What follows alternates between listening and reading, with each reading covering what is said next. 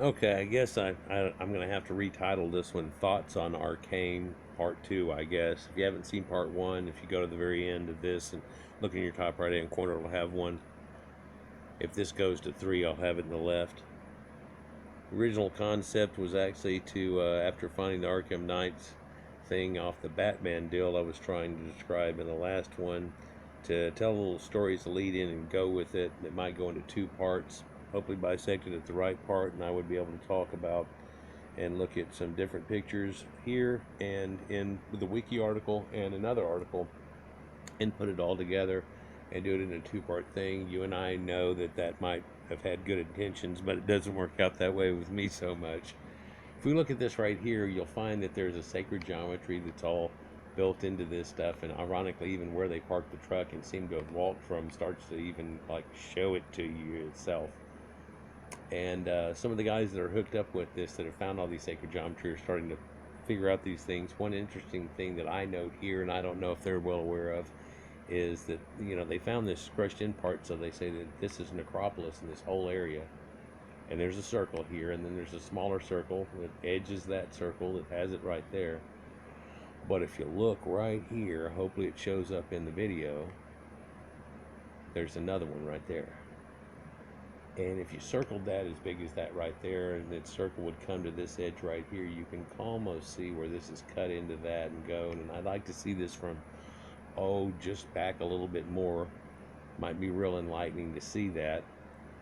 But if you were to look at something like that and you were to say, well, there's 2 stars in a line and then a third that's slightly smaller offset to that, that might draw the attention of some people.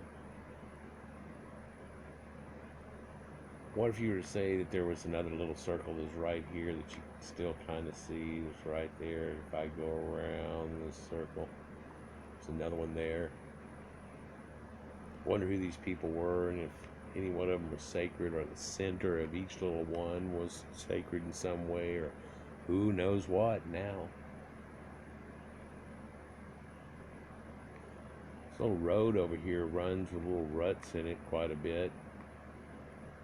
Zing, and it goes pretty straight, but if you look just to the side of that road, let's go out like that, there's this other rut thing that looks real conspicuous, and it's got this slow arc. It ends up making it with the road up past here. And somebody that's been looking into this, and of course you can't believe him because he's one of those freakouts that shows you all kinds of connections and doesn't want to make even just a couple, and therefore, oh no. But this circle would be like over a mile around, and wonder what's in this whole circle. And who the hell would lay out a circle that's got a decent looking regular arc on it? It looks like they would have laid out something that would have been, is it a mile or a kilometer? I think the dude was doing it, yeah. Maybe kilometer. Maybe kilometer. So then we got a little less than that. That's what, the kilometers. So, but that's a whole nother dimension. I mean, you see a little circle. Wow, there's a big circle. Wow, what the hell are we looking at here? And over there, in a minute, we'll look at a comparison of this site compared to like Stonehenge. You can see how big this place is, and I wonder about the dimensions on these circles, if that even has it at this time. For we don't find all the things that supposedly hook up to a people like this, but then they found so much more, and these people got into it, and you can tell by the flavor that's been kind of sprinkled into this thing that there's more than meets the eye, and they're like, wow, here's these people coming in. And Arkham is a complicated and prearranged plan. It's obvious that the society which built it was organized and with a social structure and authority figures. Its ruins show thick walls built in concentric circles. These circles were built around a main square, probably a ceremonial space, which contained about 60 dwellings. Each house had a hearth, a well, a cellar, and even an oven which was used to fire pottery and smelt bronze. And like I said in the other part, Sutherland said whenever he said it, was capable of smelting all types of metal, and there's a piece of slag that's there, and I'm not sure if that slag is bronze. But did they have other types of metal at this site, or you're not gonna... What? There's another guy that says that hooked up with this, they did find some remnants of him. Rope and all these things like that, or but you know, that you can't say things like that. You can't say Aryan either. Oh my gosh. Although there is evidence of a fire damaging Arkaim, the ruins show a fireproof substance was also included in the construction of some of the structures. So they used something that they'd figured out had been fireproof and used it in some of the structures. So they didn't have all those fires and stuff. And it's like, wow, there's some development of another level there. And how'd they figure all that out and things? Well, man, I could go off for a while here, but looking at this, you can see these huts, and conspicuously that one on the left, which is not the focal point somehow, is pyramid shaped. So are a couple of the other ones, but this is meant to be like a dwelling, and they would have out there somewhere, not that site we were looking at, but this is the common dwelling of people like this, and you think it looks kind of Genchy or whatever. It's pretty damn huge, and what this is like a concrete tent. It's not made of concrete and stuff and everything, but it's this making of a dwelling that's of a different layer, kind of like the Three Pigs idea, and one made a house out of this and this and this, and you get to another level. But at some point here you start leaving the idea that you're not hurting anything, and all these roundhouses they used to have and things that would be dug into the ground somewhat and had these circles built on around them, and they were saying, well, what was this, just a wall and stuff? No, they figured a long time ago, with big old pieces of wood and everything, they had built this thing up to a 3-level structure. Was there people that get up in these? Oh yeah, there's 2 stories and things that go up on and in between it and everything, and you know, yeah, it's pretty remarkable reconstruction of a prehistoric house in Arkaim. This is a Fred Flintstone's house. Fred Flintstone had a cart before anybody. Fred Flintstone had a lot of knowledge. Fred Flintstone's amazing. Amazing. And they got these hats with the little bull horns on them. And you're the Grand Poobah. Gee, they got it all going on, don't they? Arkaim streets were made of wood. And they had ditches below the wood, which collected any runoff and sewage that drained it from the town into that moat-looking thing. And so people would go and get water from the creek from way over there, and they'd bring it all back, and they would flush the systems around and around, out and down off the area. So they had sanitation and everything back then. The defensive walls were made of clay and adobe blocks on a wooden frame, and enemies would have had a difficult time reaching the center. Yeah, but this was back in a time looked like nobody would probably really want to mess with them, and it'd take a whole lot of people getting their ass kicked to even do a good amount of damage to them. But they also don't appear to be a warlike people. But man, if you push them, they can turn that little technology around on that ass real quick. Clash of the Titans comes to mind. It's a statement. Some researchers liken Arkaim's layout to a swastika and to a mandala.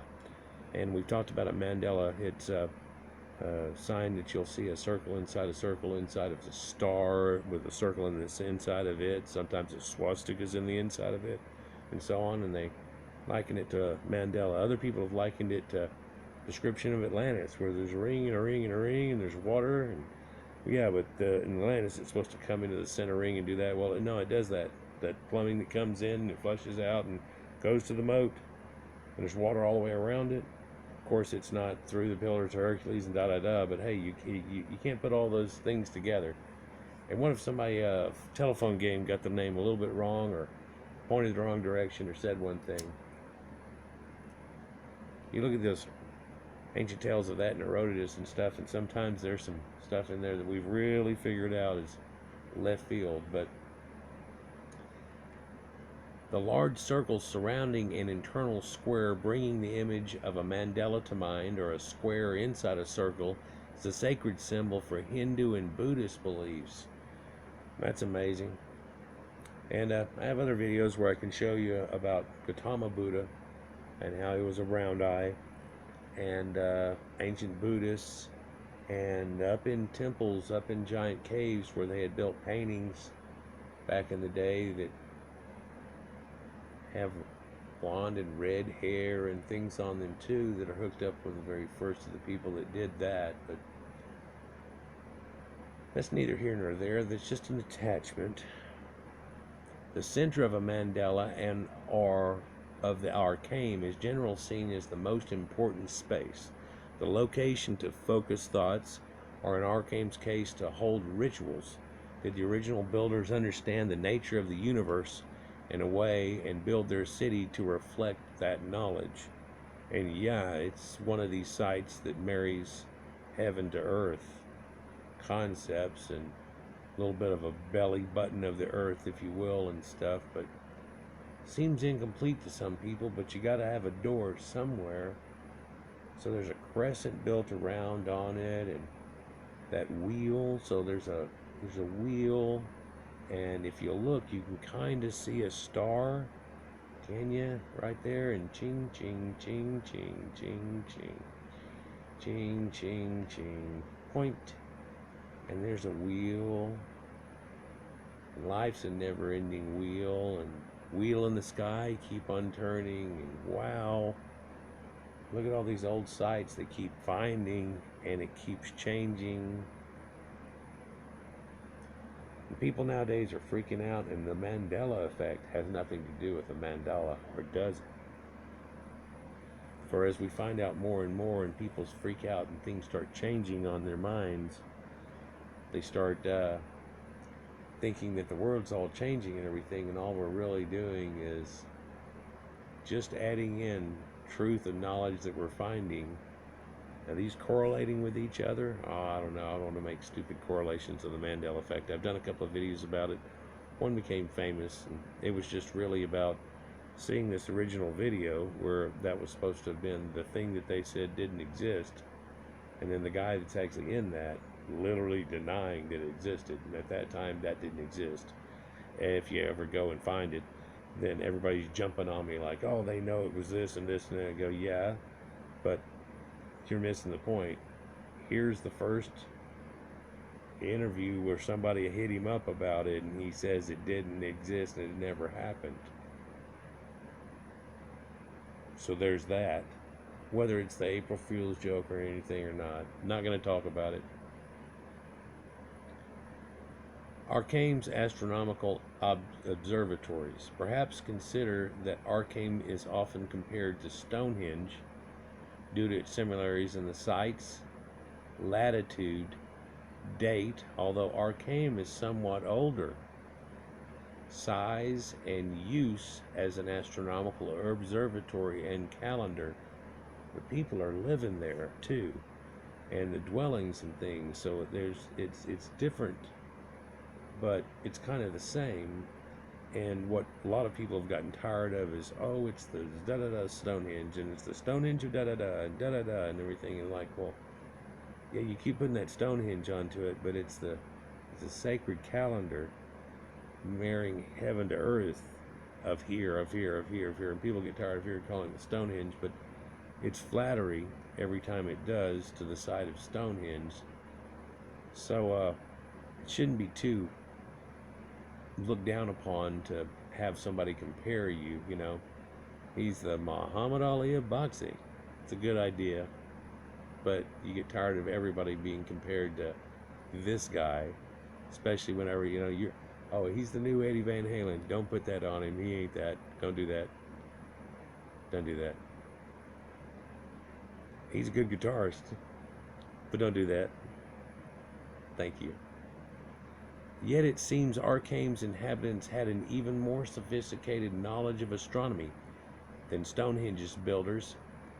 Experts believe that the spiral-shaped buildings were made in association with sun worship at the site, or perhaps as a representation of the universe maybe furthering the Mandela onion inside of a egg inside of a concept here. So if we look at these two sites, and this is not real in comparison, this is kind of ish. If we look at Stonehenge, Stonehenge fits as the center part of this, so this would have been it to the outer spokes. To this ring would be slightly bigger than this. The overall effect is about the same, and that's what they're trying to get with the picture, but I think the perspective is still off by just a hair. But you can see the people walking on the path and are familiar with that and how small the people were. Yeah, they're not off by too much, but, and I don't think it gives you the exact measurements. This one's this, and this one's that, or any of these rings, and we're not going into sacred geometry necessarily so much on these. I mean, it's just well known. We can just go ding and just go on with that. But what's amazing, and a lot of people don't know, is that, is it an amazing coincidence that Arkaim and Stonehenge, as we go around the curvature of the globe there, end up both complexes are located at the same 40th parallel. And if we could correlate this to about 3 others, would that seem suspicious to anybody? If you were to say that the reason that happens is because they know that's a Tropic of Capricorn, Tropic of Cancer situation, like the equator, but up there, and when the sun reaches their highest point, that's where it will be. There were other people who made it on arcs like this, where it's the moon will actually go straight overhead at its farthest point, and its wiggle woggle that it goes around, and it seems for a reason. And so one of those guys that freaks out and checks too much said that they're off, and he sounded a little disgusted about it, but almost in a joking, tongue-in-cheek way, because of exactly being the same of true north and it's almost 1,000 meters difference between them. So if they were just all of that in a bag of chips, they wouldn't have that much being off. Is it still on the thing? Yeah, it's still in within arc minutes and blah blah blah, arc seconds and exactly, and all these things. And so, you know, not quite to the thousandth level, but still goes. Doors were placed in alignment with the rise and set of the sun and the moon, so that the original builders could observe at least 18 astronomical events, making Arkaim both more ancient and what's deemed as accurate than Stonehenge itself. The preciseness of Arkaim's spiral buildings strongly suggests their use as astronomical observatories and calendars. Well, it would seem real foolish if every one of these pillars out here that are set up were just all haphazard, but somehow they were all in line with these exact events. In fact, every damn plane in this going out in a radius, in fact the plan itself, its dimensions and everything were just to be coincidence. And if somebody tried to see, at some point here, we win. What, as long as people get to find out about this, we win. What are you saying? Well, at some point, it's just overwhelming on this fact that Fred Flintstone wasn't Fred Flintstone, and the ideals that get pushed in a modern day society aren't the way things went down to herald civilization for the world. And what's this all about? Is this some chest busting? No, it's truth and reality, heritage, it's all of those things.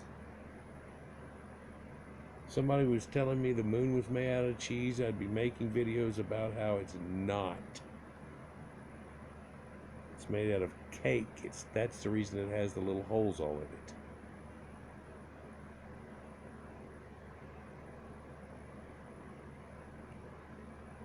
Here's another representation made out of wood, carved up, birdie killer. Most representations look like this, not that one that we were talking about. Russian archaeologist K.K.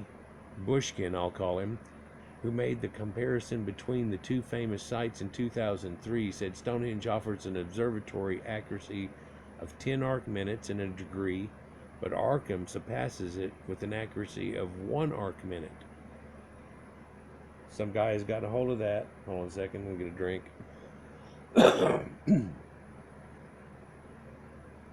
And said, yeah, some of these alignments are, and some of them aren't. So, and of course, there could be the argument about, well, you can't make this whole thing and then all of them are, or anything else, or I guess you could, maybe, but you don't have to go down that road. They're saying there are accuracy points in this that are built into it that are incredible, and it's built into a city.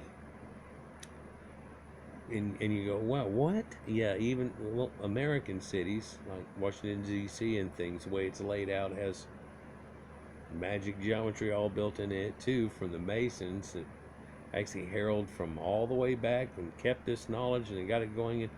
Well, we know about geometry now and everything. Yeah, well, you know about geometry, but you don't really know how it works and how it has to do with everything. Is that the secret to life? No.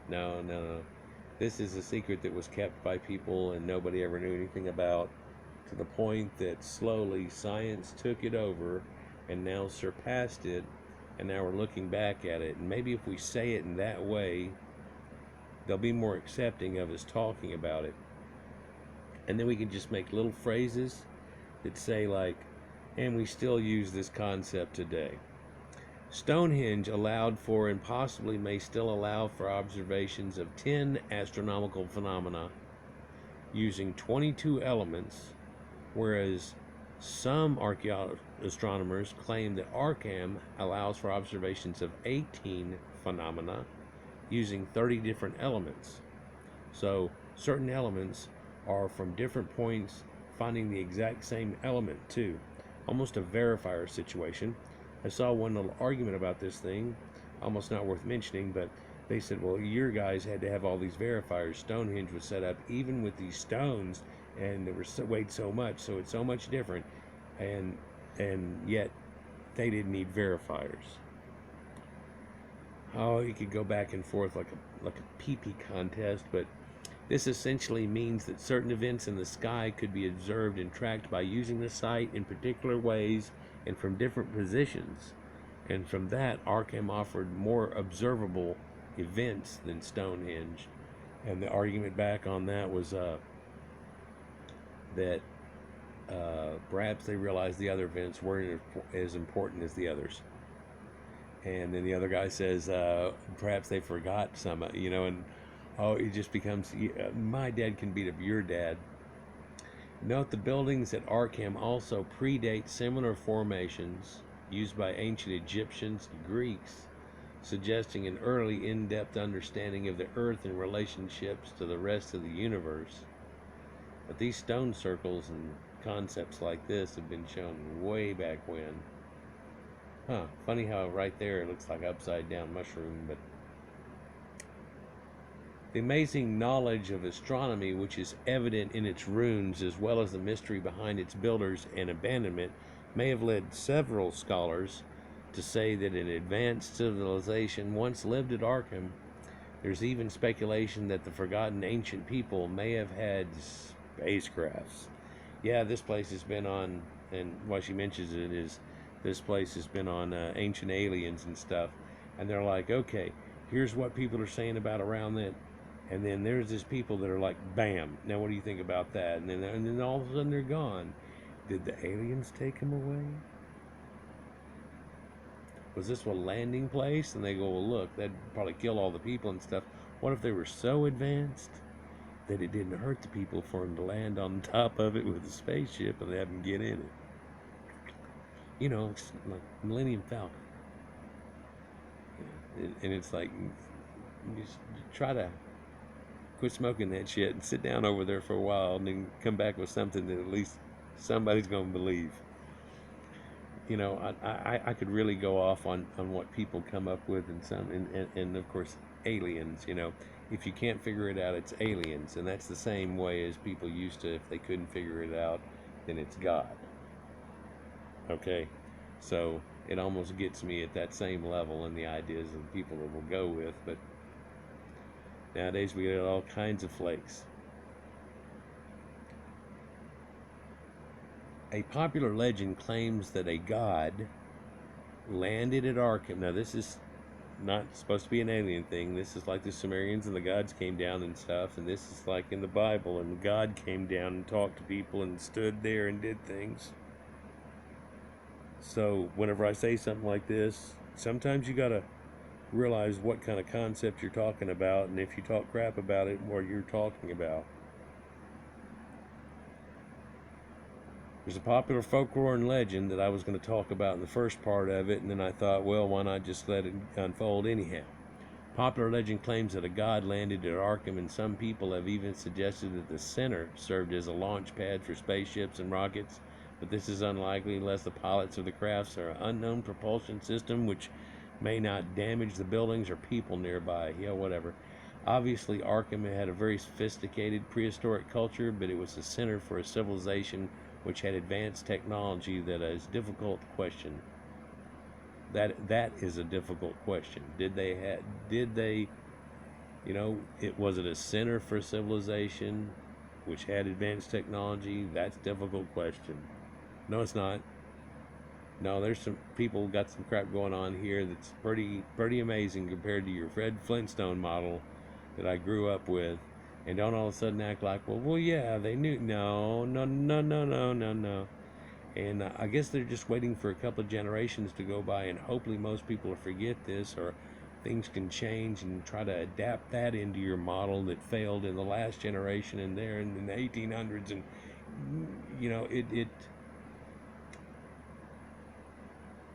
it's still regarded as sacred site for many people. And this is something that's near there, and this might look familiar to people that are from the UK and Ireland, especially, these stone circles that are a swirl that you walk in, and it leads you to the middle that they all set up. It's ritual spirals of stones made by Rodnovers in the areas around Arkaim. It's also been called a hotspot for paranormal phenomenon. Man, this is going to go, isn't it?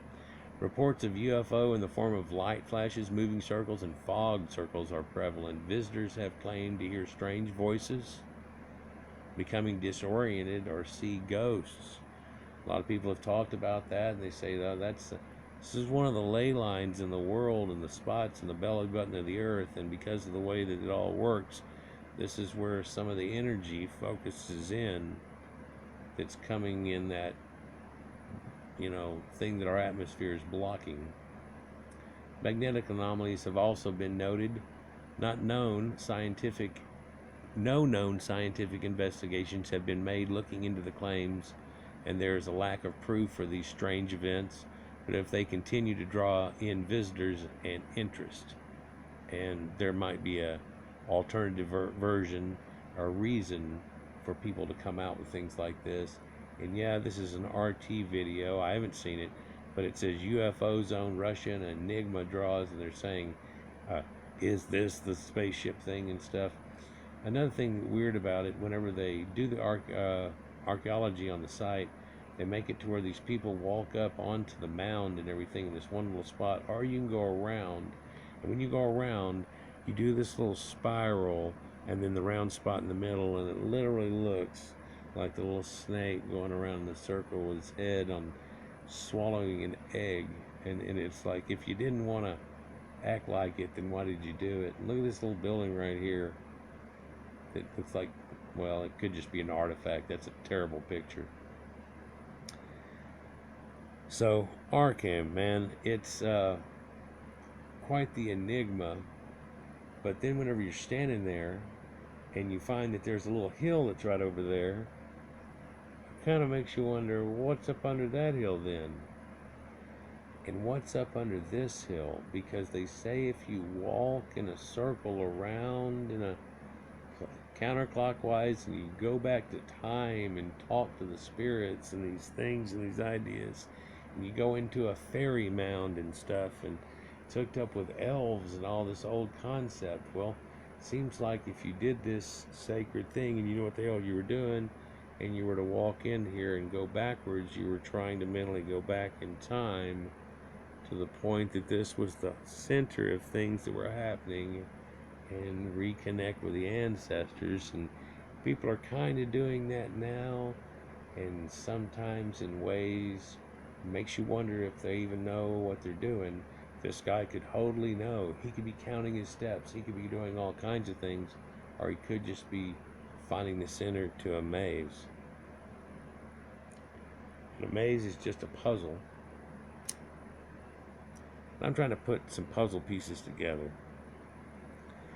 And in between part 1 and part 2, I sat and thought about a lot of things that I did not say in part 1 that I was going to go off on, and horses, and this thing, and this story about me and horses, about whenever I was a little kid, and a few other things. But I decided I'd probably shared enough and probably went off in left field enough for anybody's flavor, including myself. But it's amazing, and it takes somebody to want to know history.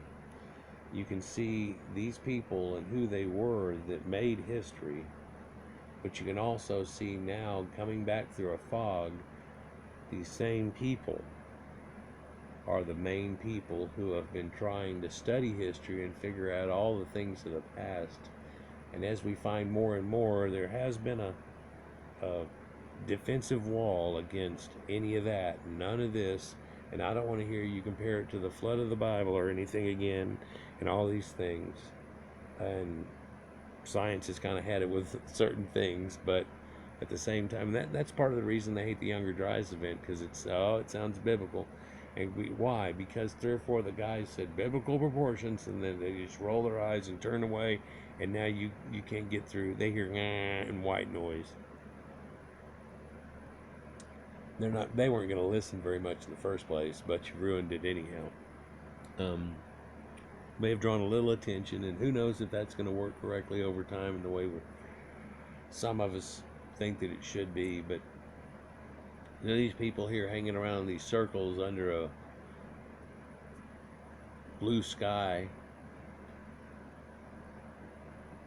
under clouds, on this little blue marble that we used to live on, walking the same paths as the ancients. And it'd be even more special if more people got into the idea of what the ancients do and what the ancients knew. I tried to make a video thing on what the ancients knew, and it had Bethany Hughes in it and stuff, and BBC blah blah blah, and some footage, and man, I can't put 10 seconds of it in there without them flagging it. And so it just kind of ruined that. And I put a lot of stuff into that, a lot of little sections and everything, and them ruining it has kind of ruined my idea. But I've been trying to get back to that. With them shutting me off for copyright crap for 4 months, it kind of made me, looks like I lost some of my audience. You know, y'all make sure you hit the bell or whatever. But at the same time, lost some of my audience somewhat, but hopefully I'm gaining new people, and I'll gain some of the others back. I ran into another guy where I'd commented on somebody's video about Egypt and blah blah blah, and Wasgangs and all everything, and I commented on it, and he found me there, and he was like, wow, you're back. And I'm like, yeah man, I've got about 60 videos I put out already, but welcome back, you know you are. And if I lose people because I go too far out in left field for you, I'm sorry. I can only try to show you whatever I've found, and I haven't found enough to find the spaceship or do these things. Now, there are these people that come out of nowhere, and because of this strange knowledge that just comes out of nowhere like popcorn, they try to put this on everybody, where there's the Sumerians and this, that, and the other, and then it shows up and they go, okay, it was these guys that saw them, and everybody got to see them and everything, and they're, well, God's an alien. What? Well, God doesn't come from here. He created everything and blah, blah, blah. So he's an alien to this planet. So there you go. What? Yeah, so even the Bible thing, if you thought of it in that rationale, everybody's a damn alien. But we're not saying bling doo, and they come down little, 3 fingers and crap like that. Is that what you're trying to go with? It'd be ultimate.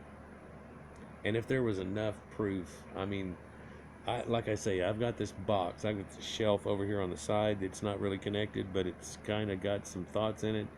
And different boxes are on that shelf. And there's this UFO, what people say, and things like that. It's got that little part of the box that's full of, well, what about this? Well, what about that? In fact, I did a video once long ago, what about this? And it actually became about 30 videos where I put little bitty ones together, 1 to 5 minutes long, where I talked about what about this and what about that.